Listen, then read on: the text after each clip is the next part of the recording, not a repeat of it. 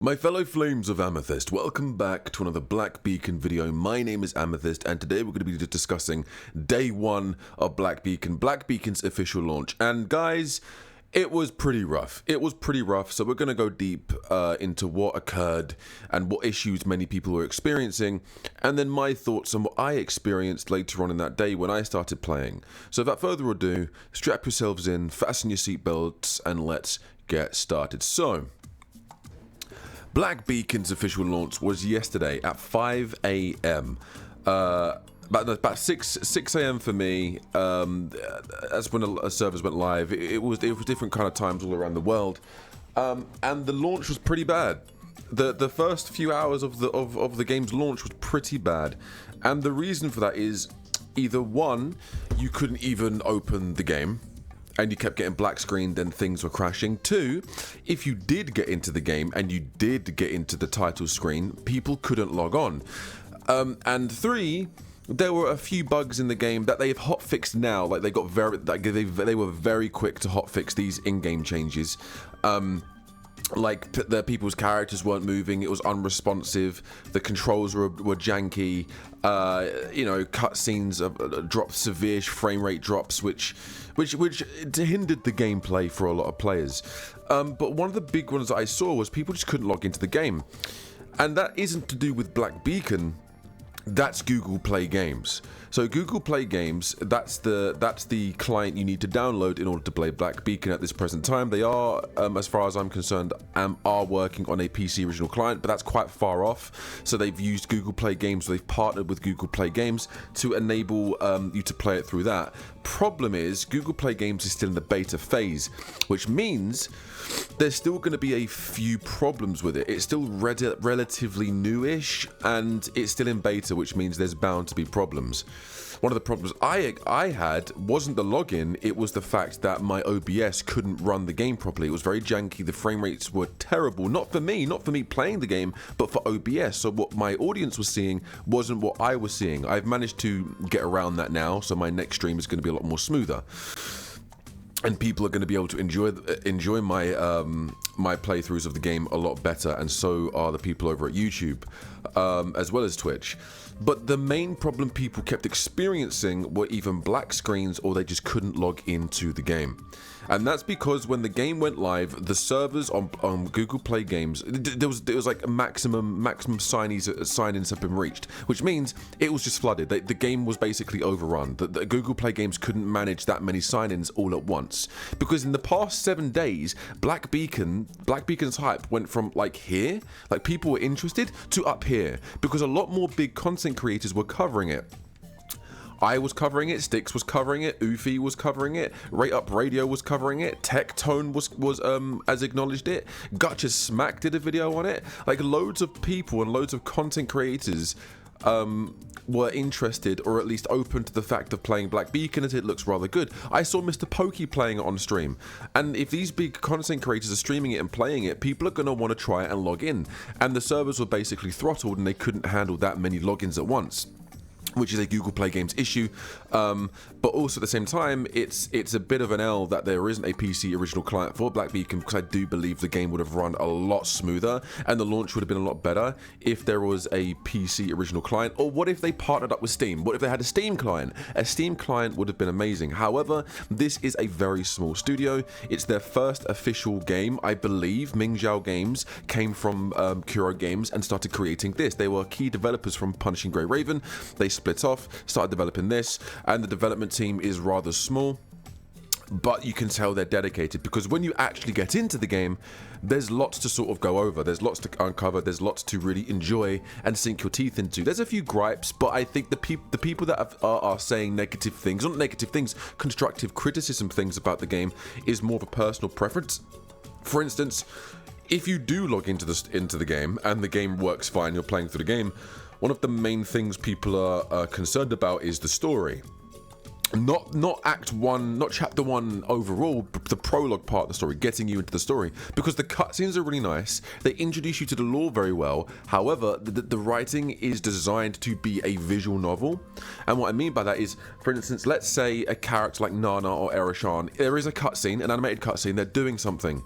It would describe to you what that character's doing, like a novel would do. So Erashan walks up to the ancient book. She picks it up gently, opens the pages. Her face glances when she sees what she found, that kind of thing. And that's how novels, that's basically how a novel explains what the characters are doing, so you can kind of visualize what they're doing. The problem is, for a lot of people, they can visually see what the character's doing, so you could have portrayed that in voice lines rather than a novelized dialogue, which I don't mind. I quite do. I like it. I do like it. I read a lot of books. I am becoming quite the bookworm. So having something like that, for me personally, I really enjoy. And I think the 3D cutscenes, the 3D animated cutscenes are good. The live 2D cutscenes are good. And I think overall the writing's very good. I think they have the potential to create something great with Black Beacon, and I think they're on the right track. However, the visual novel stuff and the way it's written in a novel fashion is more of a personal gripe to a lot of people, which I know not everyone's going to enjoy. But that's how the story is written, so that's how you want to play the story. If you don't want to play the story in that kind of fashion, skip through the story, get the rewards, and then play the end game, because the end game is very much like Simulated Universe, Depths of Elusive Realm, and Tower of Adversity. There's a lot more endgame modes anyway. I've got a review video out for the beta, which all of the endgame modes that are in the beta are in this, so if you want to watch that review, feel free to go and do so. But yeah, I'm disappointed that there was as many issues as there was. The Google Play issue is Google Play Games. The fact that people couldn't log in and the servers were throttled isn't Black Beacon's fault.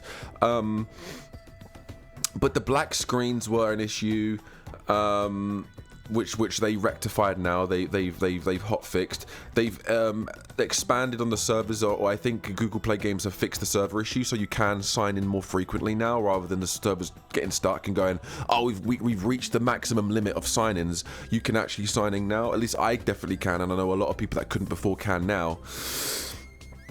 The optimization controls, you can quite literally play it with one hand, because it's WASD for the movement, it's R for your ultimate, Q for your ability, and E for one of your other abilities. So you quite literally can, if you're good with your hands, you can literally play it with one hand, because attack by default is space.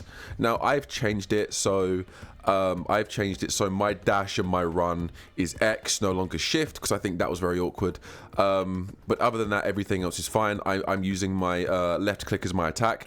I would have liked my dodge to be able to be my right click, but unfortunately they're not allowing that. Therefore, it's been X or spacebar for my dodge.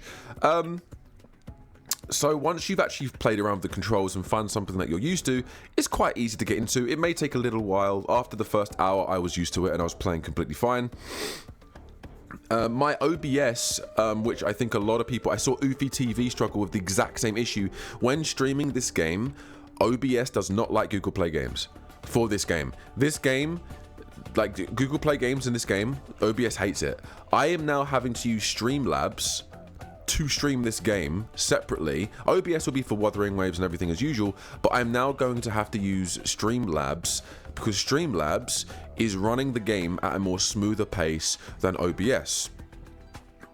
Don't know why that is. I do not know why that is. Kazahana, who's another good content creator, said it's because it's a certain emulator, and OBS for certain emulators don't like it. Like, apparently that's a known issue. Like, OBS, if it's for a certain emulator, it won't run it, it doesn't like it, and that's as simple as that.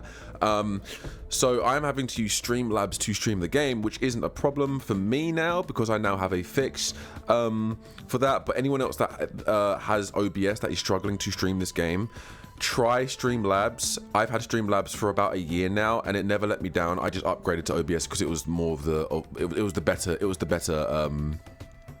thing to use at the time. But I guess for this game, I've got to go back. I've got to go back to my old ways. You know, a bit of nostalgia and going back to the old friend that is Streamlabs. But in terms of gameplay is really fun. The game itself is really well built. Like how the game plays and the story and the combat itself and what they've got in the game, like different modes. The gacha system is really, really good, really forgiving. I really, really like it. This game has a lot of potential.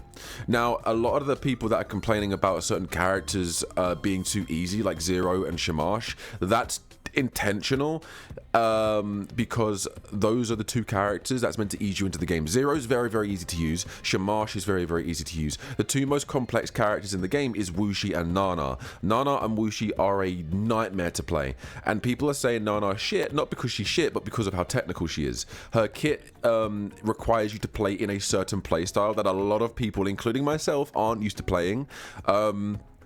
But once you actually practice with her, she's actually really, really good. Wuxi is another story. I've tried to learn Wuxi in the past. I think he's one of the best looking 4-stars in the game. Potentially, he could even be like a 4.5 to 5-star looking character.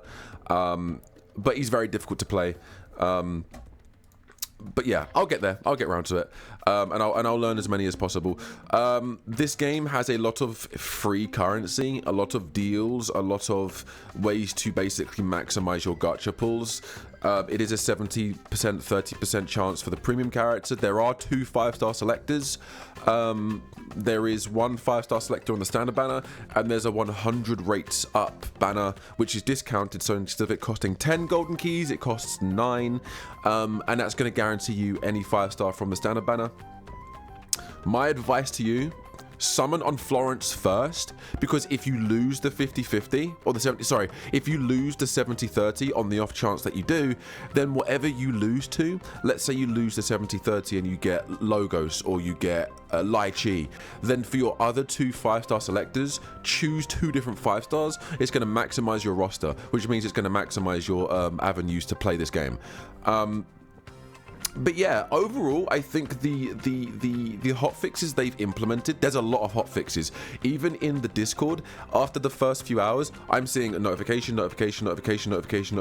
in their Discord saying, this has been patched, this has been patched, this has been patched. They are so passionate and want this game to work so badly, and they've listened so much to your criticism. I think they're working hard to make this game as playable and as optimized as possible for mobile and for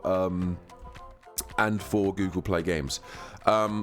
Some people have experienced a few issues on their mobile as well. If you're playing, I think they said if you're playing on an iPhone 13 or 14, I think it might be 13 or less, then it's going to require more space and it's going to take up a lot more of your phone's sort of like whatever it is, like system or whatever it is. I don't play mobile, so I don't know for this game. So it's going to be less of a quality of a game. Like the frame rates might be down. My advice to you, this is what I did when I played the beta on my mobile. Bear in mind, this is an S20. This is a Samsung S20. This is a significantly older. I used to have a Google Pixel. My Google Pixel broke. This is a replacement. I'm getting my new Google Pixel 8 or 9 very soon, depending on which one I want. But top-down view is the best way to play a mobile. Whether you want to play third person or not, top-down view is mobile friendly, because this game originally was designed for mobile. They never had a PC client in their mind. It was meant to be a very independent mobile game, just like Punishing Grey Raven was. So be patient with them. I know the first day launch was pretty bad, but I literally logged into the game this morning and everything seems to be running as smooth as possible. So just be a little bit patient, see what the developers have to offer, and let's see if they can turn it around by the end of the week. It's currently Friday, so if most of these issues persist by Sunday, then it's going to be like, yeah, the launch is pretty doggy doo-doo, to be honest.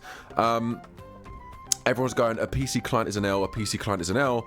Punishing Grey Raven didn't get a PC client, and that is still a relatively popular game.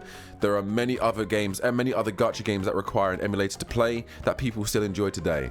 Dragon Ball Legends, Dragon Ball Dokkan Battle, Fate Go, Love and Deep Space. All of these games are mobile only, but you can actually emulate them or use a third-party system to have your game on your PC.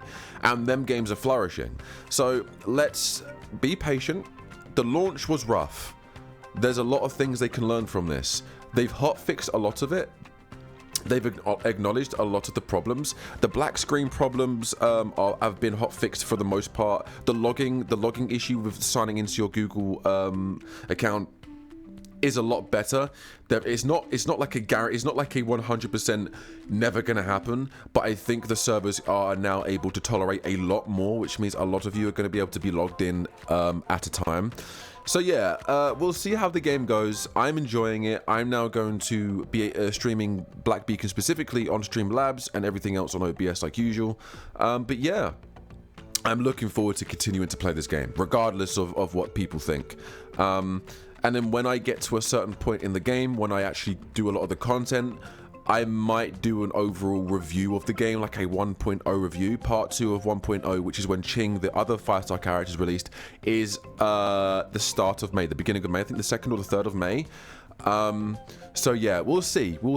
I'll play the first half of 1.0, do a review, and then we'll see how it goes. Because at the moment, I am not experiencing problems, but I understand a lot of you guys are. It's just like Wuthering Waves. When Wuthering Waves launched, there were content creators like Tectone, who were not experiencing any problems, as far as I can see, with him playing the game. Same with Shinya and other CCs, but me included, and a lot of other people were experiencing a lot of issues. So again, I'm not experiencing these issues, but I know a lot of you guys are. And I'm sorry you guys are, and I hope that Mingjiao Games fix all of these problems for all of you going forward, and I look forward to seeing all of you players and all of you seers and all of you people enjoy this game as much as I do going forward. Thank you guys so much for watching. I'll see you in the next one. Take it easy.